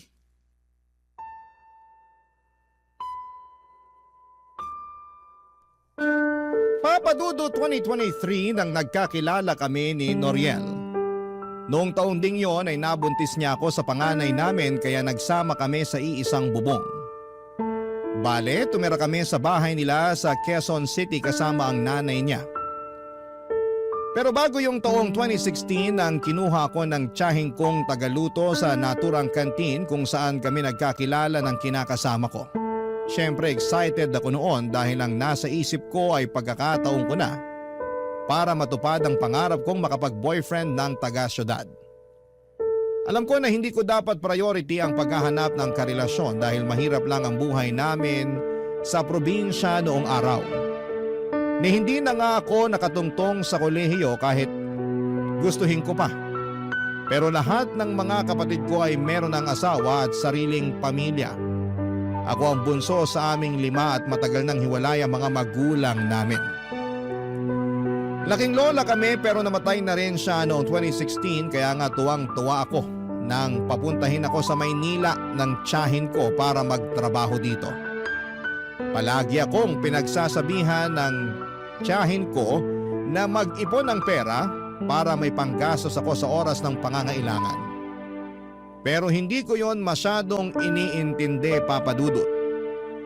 Noong naranasan ko na kasing sumweldo ay naging magastos po ako.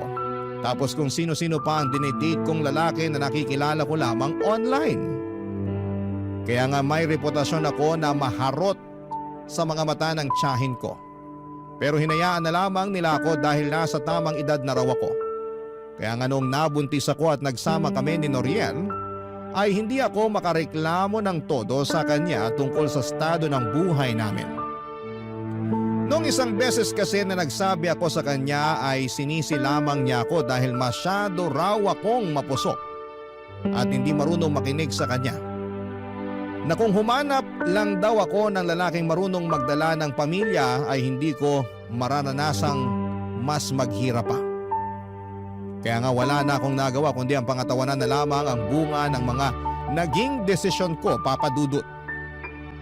Ewan. Hindi yata talaga ako siniswerte sa buhay lalo na sa kinakasama at dumagdag pa sa stress ang nanay niya na palagi akong inaaway kahit na wala naman akong ginagawang masama sa kanya, Papa Dudut.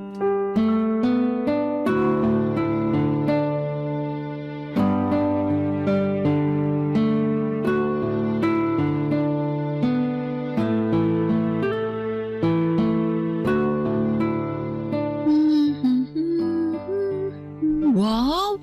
Ang cute naman ng damit ng baby niya. Kaninong baby niya? Kayo po pala, Nay. Oh, ako nga.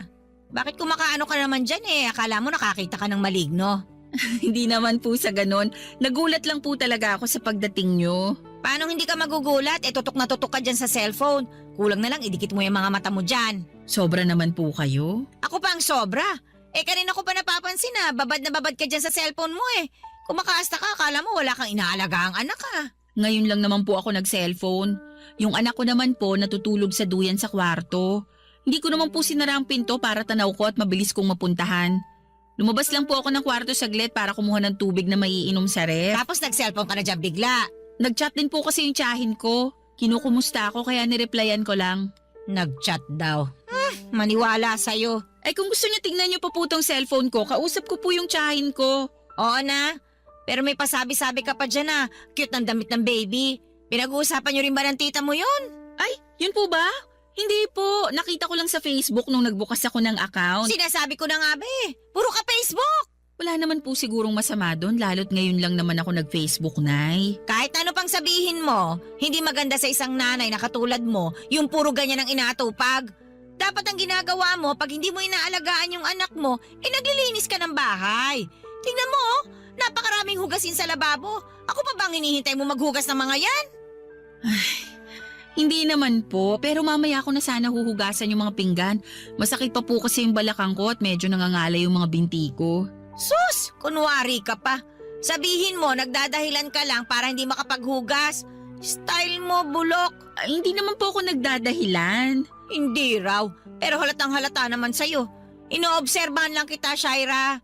Pinagpapasensyahan lang, lalo't buntis ka sa panganay niyo ni Noriel ko. Tapos ngayon, nagpabuntis ka na naman sa anak ko para makatakas sa mga gawaing bahay. Ayos ka rin talaga no? Hindi ko naman po ginustong mabuntis ulit. Si Noriel po ang sisihin niyo kung bakit buntis na naman ako. Aba, at bakit ko naman sisisihin yung anak ko? Siya po kasi yung may kasalanan. Sa totoo lang, ayoko nga po munang sundan yung panganay namin, lalo 3 buwan pa lang siya. Kaya lang, masyadong mainit si Noriel. Tapos nagtatampo pag hindi ko pinagbigyan. Malamang, may pangangailangan yung anak ko. Alam ka naman sa ibang babae niya hingin yung pangangailangan niya kasi ayaw mo siyang pagbigyan. Hindi naman po sa ganun, pero nag-usap naman kami na hindi pa ako handa. Sa kakaunting panahon lang naman ang hinihiling ko para makarecover yung katawan ko sa panganganak. Pero hindi naman siya nakinig. Ganyan talaga ang mga lalaki. Kaya nga dapat handa ka ano man ang mangyari. Tsaka kasalanan mo rin naman May iniinom kang pills, di ba? Meron po pero tinigilan ko na bago pa may mangyari sa amin ni Noriel. Oh, ayan. Hindi namin mo rin. Kasalanan mo rin talaga yan kasi alam mong buntisin ka pero nagpagalo ka ng walang proteksyon. Hindi po kasi maganda yung epekto sa akin ng pills. Di sana sumubok ka ng ibang proteksyon. Hindi lang naman pills ang pwede mong gamitin para hindi ka mabuntis Alam ko naman po, kaso nakakatakot Natatakot ka naman saan? Sa pwedeng maging epekto nun sa katawan ko. Marami po kasi ako nababasa na horror story sa Facebook na galing din sa kapwa ko nanay tungkol sa mga contraceptive na gamit nila. Bakit ako nun? Wala naman nangyari sa akin nung nagpaturok ako Hirap kasi sa'yo masyado kung mapaniwalain sa mga nababasa mo sa Facebook. Iba-ibang katawan ng mga babae. Tsaka kung pumalpak yung unang ginamit mo, di magpalit ka ng iba. Subok lang ng subok hanggang mahanap mo yung hiyang sayo. Ganon yon.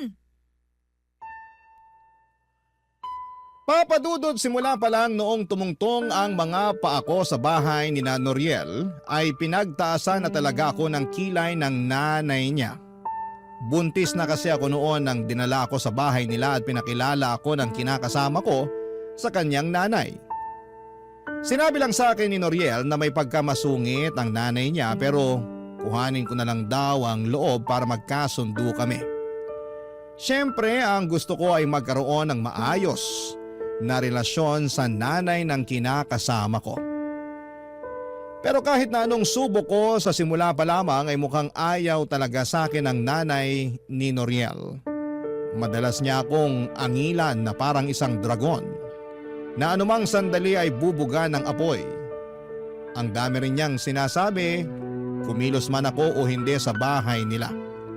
Nung ipinagbubuntis ko nga ang panganay namin ni Noriel ay nahirapan talaga ako ng husto kaya kinailangan kong tumigil sa pagtatrabaho. Pinayuhan ako ng doktor na huwag masyadong kumilos pero hindi yon maintindihan ng nanay ng kinakasama ko. Papadudot lagi niya akong inuobliga na maghugas ng pinggan at maglaba. Kasi nakikitara lang daw ako sa pamamahay nila. Yun din ang rason kung bakit takot na takot akong magbuntis sa pangalawa namin. Bagay na hindi naman maintindihan ni Noriel na mga panahong nagsasama kami sa bahay nila, Papadudot. Barangay Love Stories. Barangay Love Stories. Papadudot may 6 na taong gulang na anak si Noriel sa dati niyang kinakasama na sinusuportahan din niya ng mga panahong yon. Kaya ang maliit niyang sweldo mula sa pagpa-factory worker ay nahati sa anak niya sa una at sa amin. Bilang ako ang babae ay sa akin nakatoka ang pagbabudget kaya masasabi kong mas madalas pa kaming kapusin kesa nakakaluwag. Ewan. Pero kahit na anong gawin kong paghihigpit ng sinturon ay hindi talaga kami makaahon, Papa Dudut. Kaya naman takot na takot akong magbuntis noon dahil sigurado na lalo kaming malulubog sa kahirapan. Alam ko naman sa sarili ko na mahal ko si Noriel, kaya nga lang ay lagi kong sinasabi sa kanya ang mga pangarap ko at gustong mangyari sa pamilya namin. Nagkasundo pa nga kami na kapag malaki-laki na ang panganay namin ay babalik na ako sa pagtatrabaho para makatulong sa kanya. Kaso'y nabuntis niya ulit ako nang wala sa oras. At kailangan na lang naming pangatawanan ang magiging baby namin habang nagpapatuloy sa buhay, Papa Dudut. Pero aminado ako na may mga gabi pa rin na binabagabag ako ng aking mga takot para sa magiging buhay namin sa hinaharap.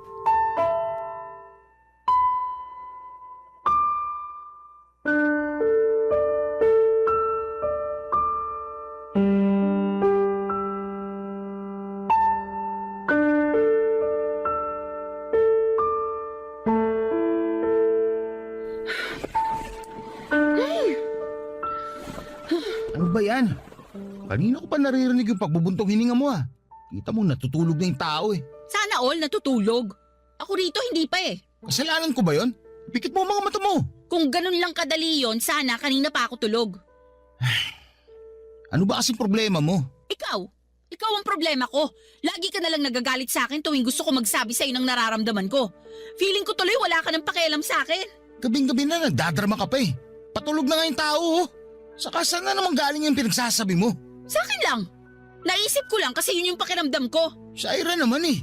Ayoko ng away. Pagod ako. Pagod din naman ako ah. Paano ko napagod eh? Nandito ka lang naman sa bahay natin. Baka nakakalimutan mo na buntis ako tapos nag-aalaga pa ako ng anak natin, Noriel. Kung makapagsalita ka dyan, akala mo madali rin ginagawa ko ah. Ay nako, nagre-reklamo ka na naman eh. Hindi ako nagre-reklamo. O ba't ganyan tono mo? Malapit ko na tuloy isipin na hindi ka na masaya sa pamilya natin. Talaga? Nakuha mo pang isipin yun kung sakali? Oo, mahal ko kayo ng anak natin. Pati na rin itong baby na nasa tiyan ko pero hindi ko lang mapigilang mapaisip kung meron ka ba talagang pangarap para sa amin. Ano na naman ba yan? May plano ka ba talagang ibukod kami ng mga bata? Ano? Alam mo kung anong sinasabi ko. Hindi ko alam. Ewan ko sa'yo. Ng bahay, Noriel. Hindi ba nangako ka sa akin noon? Pag nakaluwag-luwag tayo, ibubukod mo kami ng anak mo. Gusto ko lang malaman kung may bala ka pa rin na to pa rin yung pinangako mo sa akin noon. Sa totoo lang, parang malabo na yan. Lalo na ikaw may sabi pag nakaluwag-luwag tayo. Eh sa panahon ngayon, mas madalas pa tayong gipit kaysa nakakaluwag-luwag. Kaya paano ko pa matutupad yung pangako ko sa'yo na mabubukod ko kayo? Saka may paparating tayong baby. Di ba dapat mas unahin ko yung anak natin kaysa sa kung ano-ano mga naiisip mo? Pero di ba kapag nagsasama na ang babae at lalaki, bumubukod na sila? Para lang sa may mga pera yun. Saka, bakit ba gusto mong bumukod eh hindi naman tayo pinapalayas ni nanay dito? Hindi nga, pero bahay niya pa rin to. Dapat meron tayong sariling bahay lalo't lumalaki na ang pamilya natin. Sa panahon ngayon na ang mamahal ng mga bilihin, paano pa kaya ang renta? Sige nga, gusto mo yatang mamulubi tayo at sa kalsada na lang tumira eh. Hindi naman siguro tayo aabot sa ganun. Aabot tayo sa ganun pag hindi ka pa nanahimik dyan. Masyado kong maraming gusto eh, hindi pa nga tayo umaasenso. Kasalanan mo naman eh. Nag-usap na tayo noon. Maayos na yung plano natin na pag lumaki-laki ang panganay natin, tutulong ako sa pagtatrabaho para makaipon tayo. Kaso, masyado kang mainit sa kama. Ayun tuloy, nabuntis mo na naman ako. Hindi pa nga natin natutupad yung usapan natin na mag-iipon pero pakiramdam ko back to zero na naman tayo. Kawawa naman sa'yo anak natin dyan sa tiyan mo eh. Hindi pa nga pinapanganak, palagi mo na sinisisi. Hindi ko sinisisi ang anak natin. Ikaw ang sinisisi ko. Ay talaga naman. Kaunti na lang, malapit na ako mapikon sa'yo. Lagi ka namang napipikon sa akin eh, bago pa ba yun? Hirap sa'yo, masyado ka emosyonal. Alam mo naman buntis ako?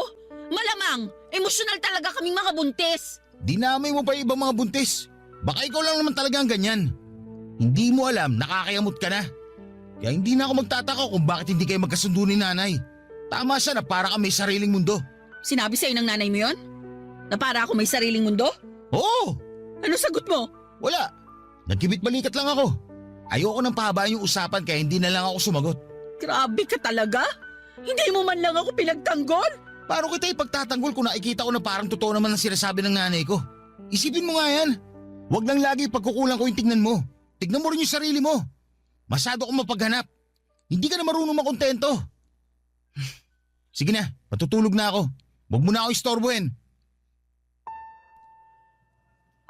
Papadudot matapos ang pag-uusap namin yon ni Noriel na nauwi na nga sa pagtatalo ay nadagdagan lang ng panibagong tampo ang mga nauna kong tampo sa kanya. Alam ko na mas praktikal na tumira sa bahay nila pero nahihirapan na kasi akong pakisamahan ng nanay niya. Sa tingin ko ay ginawa ko naman ang lahat ng abot ng makakaya ko pero wala. Matigas at malayo ang loob sa akin ng biyanang kong hilaw. Simula noon ay hindi na ako nagsabi ng saloobin kay Noriel dahil siguradong hindi na naman niya ako pakikinggan. O baka nga sisihin niya ulit ako at sabihing masyado akong mareklamo at ako talaga ang hindi marunong makisama sa amin ng nanay niya. Pakiramdam ko, Papa Dudut, ay wala akong karapatan na magsabi ng feelings ko. Kaya naman tinuong ko na lamang sa pagsali sa mga online group sa Facebook ng mga kapwa ko nanay at may kinakasama ang paglalabas sa mga hinaing ko sa buhay at sa relasyon namin ni Noriel. Bali ang ginagawa ko ay nagpo-post ako ng aking mga problema sa grupo na sinalihan ko at marami namang nagkokomento para magbigay sa akin ng pagpapayo. Hanggang sa may napansin akong isang Facebook account na paulit-ulit na nagko-comment sa mga post ko. Hindi nagtagal ay nag-chat sa akin ng naturang account para makipagkaibigan. Akala ko ay kapwa ko rin siya nanay kaya inaccept ko ang friend request niya sa akin sa Facebook. Pero makalipas ang ilang araw ng pag-uusap namin ay inamin niya na isa siyang lalaki, Papa Dudut.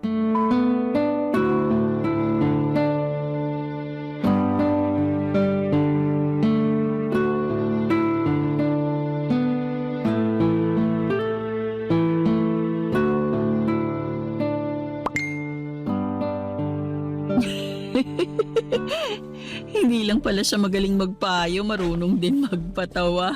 Sino marunong ding magpatawa? Po? Sino nga yung marunong magpatawa? Wala po. Anong wala? Matingin ang cellphone mo. Ayoko po. O bakit? Siguro may tinatago ka sa akin ano? Bakit naman po ako may itatago sa inyo? Aba, ewan ko. Galing ako sa kusina, katatapos ko lang magluto. Naabutan kita nakaupo na naman dito sa bangko habang pangiti-ngiti. Tapos sabi mo, marunong din siya magpatawa. Eh sino ba yung marunong magpatawa na yon, ha? Si ano po? Si Papa Dudut po. Si Papa Dudut? Opo. Katatapos ko lang po kasing makinig ng Barangay Love Stories. Sa dulo po nagpapayo si Papa Dudut. Tapos bigla po siyang nagpatawa. O bakit hindi ka sa radyo nakikinig? Bakit dyan sa cellphone mo? Meron po kasi silang live sa Facebook. Doon po ako nakikinig at nanonood na rin. Siguraduhin mo lang na yun talaga ang pinaggagawa mong babae ka, ha? Nay naman, ano pa po bang iba kong gagawin sa Facebook? Aba, ewan ko sa'yo. Napapansin ko na, panayan ang inaatupag mo. Hindi naman po. Ngayon lang po ako umupot nag-cellphone eh. Hindi raw.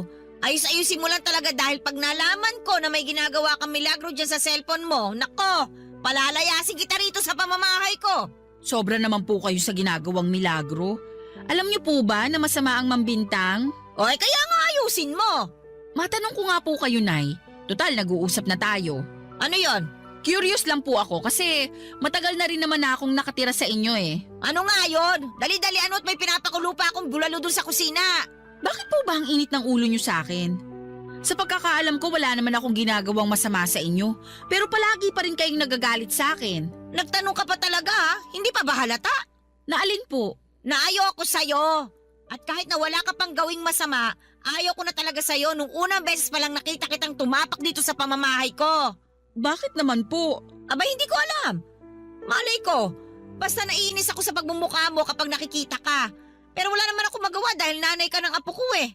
Parang ang unfair naman po nun sa akin kasi ginagawa ko naman lahat para mapalapit sa inyo. Sabi ni Noriel, kuhain ko lang daw ang loob nyo para magkasundo tayo. Pero parang ang tigas-tigas nyo pagdating sa akin. Eh, ganun talaga. Alam nga naman pilitin ko ang sarili ko na magustuhan ka. Eh, hindi ko nga kaya, di ba? Tsaka kahit paano sinubukan ko naman na tanggapin ka ng buong buo. Kaya nga lang talaga hindi ko magawa. Siguro kasi magkaiba kayo nung unang kinasama ng anak ko eh. Ayun, kahit paano, kuha nun ang loob ko. Magkaiba naman po talaga kami. O eh, talagang magkaiba kayo. Kaya nga siguro ayoko sa'yo kasi mas gusto ko pa rin sa kanya. Pero ako na po yung kinakasama ng anak nyo. Kaya kailangan nyo akong tanggapin sa ayaw at sa gusto nyo. Eh kung palayasin kaya kita rito sa bahay ko sa ayaw at sa gusto mo. Grabe naman po kayo. Kung magsalita kayo, parang kayo ang kontrabida sa kwentong napakinggan ko sa Barangay Love Stories kanina. Kulang na lang bumuga kayo ng apoy dyan eh. Iniinis mo talaga ako? O hala, Nay! Yung pinapakulo nyo dun sa kusina! Ha? Parang umaapaw na po yata. Naku, mabuti pa puntahan nyo na. Oo nga, kakalinis ko lang ng kalan eh. Baka dumumi na naman. Ay, teka nga. Puntahan ko na nga, ikaw na babae ka ha. Tumulong ka dun sa paghahain sa mesa. Puro ka cellphone. Kulang na lang, idikit mo yung mukha mo dyan sa cellphone mo. Kayo nga po, puro na lang pagalit sa akin eh. Eh, paano hindi ako magagalit? Eh, binibigyan mo ako ng dahilan. Papadudot alam ko sa sarili ko na wala akong ginagawang masama. Kaya bakit abot langit na lamang ang galit sa akin ng nanay ng kinakasama ko? Kung makapagsalita siya, akala mo ay hindi ako ang nanay ng mga apo niya. Sobra talaga akong nasaktan sa mga ibinibintang sa akin ni nanay dahil wala namang totoo sa mga yon ni isa. Nakikipag-chat lang naman ako sa nakilala ko online at wala kaming ginagawang masama, papadudot. Saka hindi ko naman inuubos ang oras ko sa pakikipag-chat o pakikipag-Facebook lang gaya ng sinasabi ng nanay ni Noriel.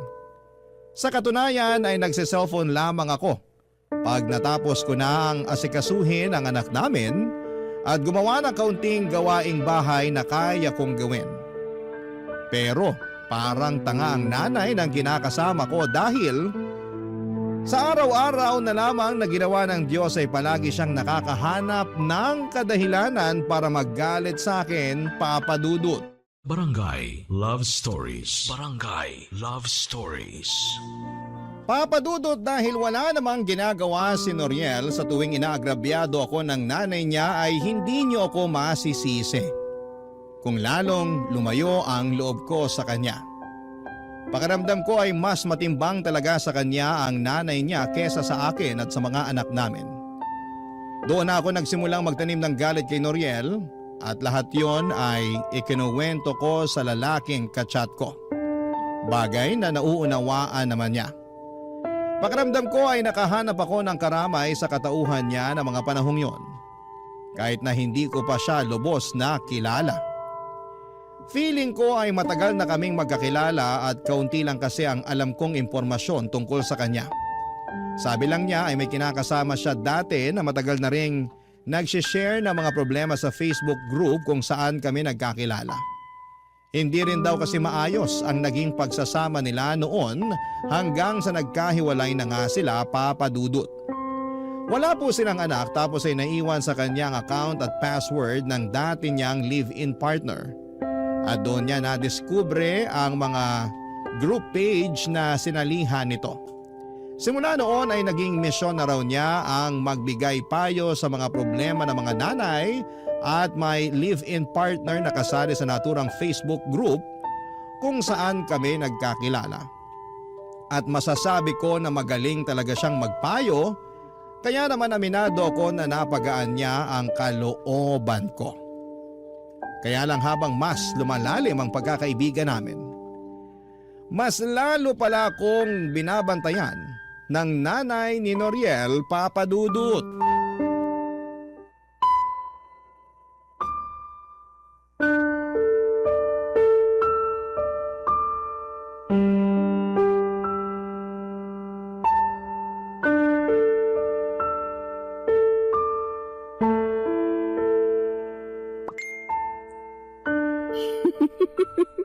Grabe, panalo talaga mga hirit niya. Tawang-tawa ako. Sinasabi ko na nga, ba't may iba kang kinakausap sa cellphone? Nasasaktan ako! Wala akong pakialam dahil grabe ang gigil ko sa'yo, babae ka! Ano po bang kasalanan ko? Wala naman po akong ginagawa sa inyo. Nagmamaang-maangan ka pa eh, kanina pa ako dyan sa likod mo. Kaya nababasa ko na may kachat kang nagpapatawa sa'yo. Po! Paano kanina pa kayo dyan sa likod ko? Tapos hindi ko man lang kayo naramdaman. Dahil niyo pang multo ah. Dito na po ako. Hindi ako po si Sarah. Yan ang lahat ng buhok niya! Inaano po ba kayo ni Shaira? Bakit hindi mo tanongin niya magaling mo kinakasama kung bakit ako gigil na gigil sa kanya? Noriel, sinasaktan ako ng nanay mo wala naman akong ginagawang masama sa kanya. Wala raw! Abay, napakasinungaling mo ah! Nagsasabi po ako ng totoo. Hindi ako nagsisinungaling. Ano ba kasi nangyayari dito? Ano pinag-aawayan nyo? Yan kasing kinakasama mo, may kung sinong chinachat sa cellphone niya. Akala niya siguro hindi ko siya inoobserbahan. Kunwari pa na nakikinig kay Papa Dudut, pero meron naman palang ibang inaatupag. Totoo ba yun, Shaira? Hindi yun totoo. Anong hindi totoo? Oh, bakit hindi mo may pakita sa akin yung cellphone mo? Ha? Pakita mo dyan sa anak ko para magkaalaman na. Sige, kapag mali ako, ipapaputol ko itong dila ko ngayon din. Oh, ano pang hinihintay mo, Noriel? Kunin mo yung cellphone ng babaeng yan. Akin ang cellphone mo! Ayoko nga. Anong ayaw mo? Akin ang sabi! Bakit ba kasi kukunin mo? Di parang lumalabas na naniniwala ka sa sinabi ng nanay mo. Maniniwala talaga sa akin si Noriel dahil nanay niya ako. Tsaka bakit ako magsisinungaling? Sige nga. Dahil galit kayo sa akin. At gusto niyong lumayas ako sa pamamahay ninyo. Kaya nga mas nabigyan ako ng rason ngayon na palayasin ka. Akin ang sabi yung cellphone mo, Shaira! Titingnan ko lang naman. Kung hindi totoo yung sinasabi ni nanay, o hindi wala na tayong problema. Please, Noriel, huwag mo na kunin yung cellphone ko. Akin na yung cellphone ko, Noriel. Hindi ko pa talaga agawin sa'yo, hindi mo pa ibibigay. Akin na yan. Hayaan mo na muna tingnan ng anak ko yung cellphone mo. Tingnan mo na, bilisan mo. Nandiyan sa messenger niya. Teka, ito na nga po. Oh, ano?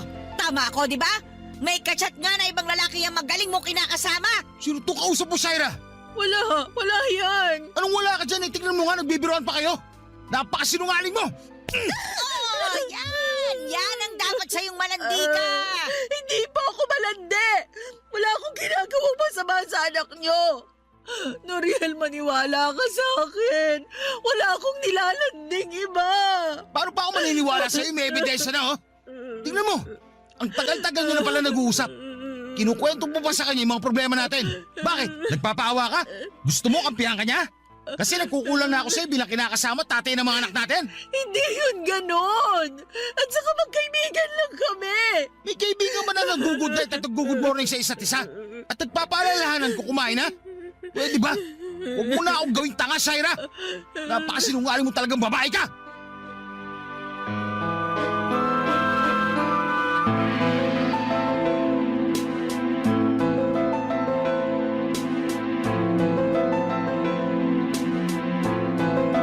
Papadudod, hindi ko akalain na nakaabang lang pala sa akin ang nanay ng kinakasama ko para magkamali ako.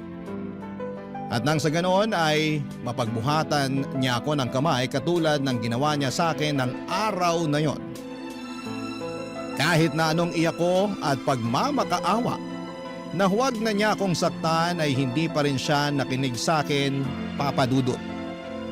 Nagbingi-bingihan siya sa pagmamakaawa ko at patuloy akong sinaktan.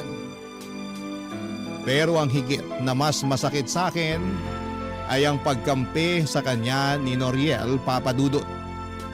Guilty din naman ako at hindi ko alam kung paano ko ipagtatanggol ang sarili ko dahil may ebidensya na nakikipag-chat ako sa ibang lalaki online. Bagamat wala namang kaming ginagawang masama ay hindi pa rin ako pinaniwalaan ng mag-ina. Ipinilit nila, lalo na ni Noriel, na nanlalalaki ako at makapal daw ang aking mukha.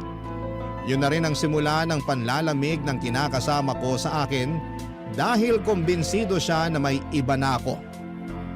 Isama pa ang sulsol ng nanay niya. Simula noon ay tinigil ko na ang pakikipag-usap ko sa chat at blinako na siya sa messenger ng walang paalam. Aminado ako na noong una ay nalungkot ako pero dahil guilty din naman ako sa pakikipag-usap sa iba ay wala na akong nagawa. Alam ko sa sarili ko na kailangan kong bumawi kay Noriel. Kaya lang mas pinaramdam sa akin ang kinakasama ko na hindi niya ako kayang patawarin sa kasalanan na nagawa ko, Papadudod.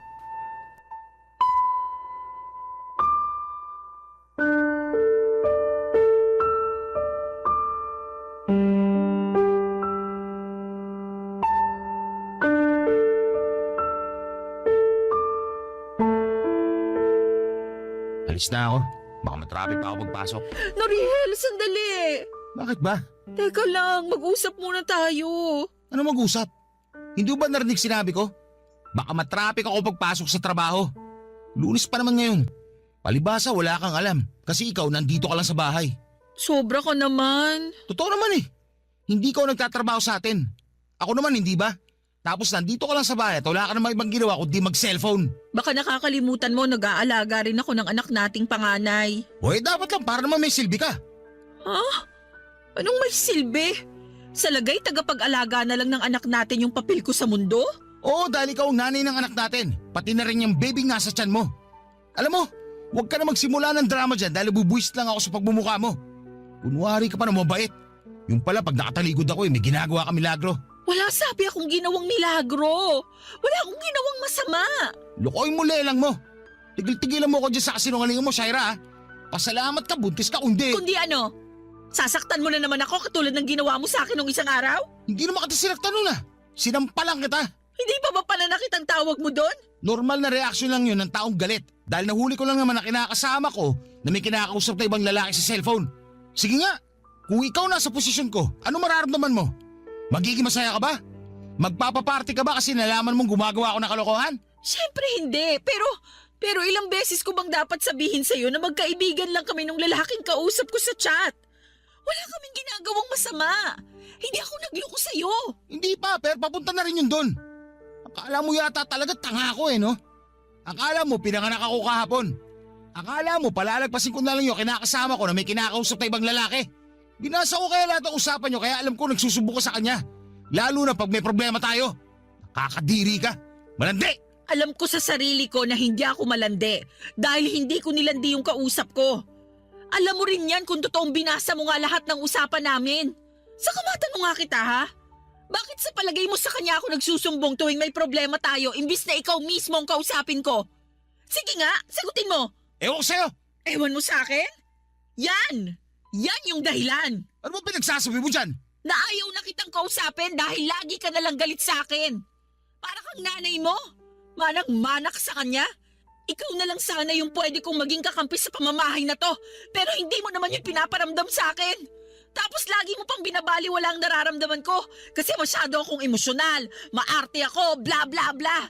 Sinong gaganahan makipag-usap sa ganyang tao? Sige nga. Hindi pa rin dahilan yun para makipag-usap ka sa ibang lalaki. Hindi nga, pero wala naman kaming relasyon. At hindi ako tanga para paabutin yun sa ganon, lalo't pamilyado na akong tao. Talaga lang ha? May reputasyon ka nga sa tiyahin mo sa pagiging marot. Dalaga pa ako noon. Iba na ngayon na meron na akong mga anak. Para sa akin, wala ka pa rin pinagbago. Nagawa mo nga makipag-usap sa ibang lalaki. Nakakahiya ka. Wow naman, pag kaming mga babae nakakahiya. Pero pag kayong mga lalaking gumagawa ng katarantaduhan, proud pa kayo at sasabihin nyo pa na may pangangailangan kayo. Paano naman kami mga babae? Paano naman ako? Para sa kaalaman mo, may pangangailangan din ako. Pero hindi katawan ng ibang hanap ko, kung hindi pang-unawa at pagmamahal. Turingan pa naman na ikaw ang kinakasama ko, pero hindi ko sa iyo yun maramdaman. Tapos sa huli, ako pang lalabas na masama kasi nakahanap ako ng kaibigan at kakampi dun sa lalaking kachat ko? Kahit na ano pang sabihin mo, gagagawan mo pa rin kung bakit mababa na ang tingin ko sa'yo. Sa tama naman mga sinabi ko, masyado ka emosyonal. Masyado ka mahina. Tapos, saka mo isisisi pagkukulang na sinasabi mo, masyado ka lang talaga mapaghanap. Hindi ka marunong makontento sa kung anong meron tayo. Ang hilig mong gawing komplikado ang sitwasyon. Tapos iiyak-iyak ka dyan, akala mo ikaw ang biktima rito. Lalo ako nabubwisit sa'yo Kaya pwede ba, Shaira? Tigil-tigilan mo ako ha? Papadudo, tinalikuran na ako ni Noriel pagkatapos ng pagtatalo namin yon at naiwan akong humahagulhol sa bahay nila. Sa ingay ko ay nagising ang nanay ng kinakasama ko at tulad na lamang ng inaasahan ay pinagalitan niya ako at ininsulto. Tinanong niya ako kung bakit hindi pa raw ako lumalaya sa bahay nila pero sinabi ko na lamang na kung aalis ako ay isasama ko ang anak namin ni Noriel, Papadudot. Doon na niya ako tinigilang kausapin dahil mukhang natakot siya na layasan namin sila ng anak ko. Sa totoo lang, Papadudot, ako ang mas takot na umalis sa poder ni Noriel dahil wala namang kaming mapupuntahan ng anak ko. Buntis pa ako ng mga panahong yon kaya wala akong nagawa kundi ang manatili sa bahay ng kinakasama ko hanggang mga anak ako. Pero kahit na dumating na ang bunso namin ay nanatili pa ring malamig ang pakikitungo sa akin ni Noriel. Oo, mabait siya sa mga anak namin pero sa akin ay wala na siyang kaamor-amor. Tingin ko ay tagapag-alaga na lang ng mga anak namin ang turing niya sa akin, Papa Dudut. Hindi rin nagbago ang pakikitungo ng nanay niya sa akin, sa katunayan ay lalo pang ang tumalim ang dila nito.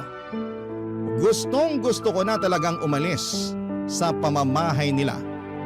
Pero hindi ko alam kung saan naman pupunta. Sana po'y mapayuhan ako ng mga kabarangay natin sa sitwasyon na kinakaharap ko. Alam ko namang may kasalanan ako pero pinagsisihan ko na yon. Saka bakit lahat na lamang ng sisi ay napunta sa akin? Pagod na ako at aminado akong may mga gabi na hinihiling ko na sana'y mamatay na lamang ako.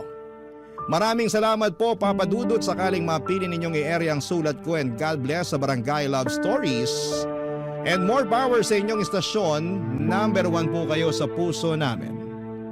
Ang inyong forever kapuso at kabarangay, Shaira.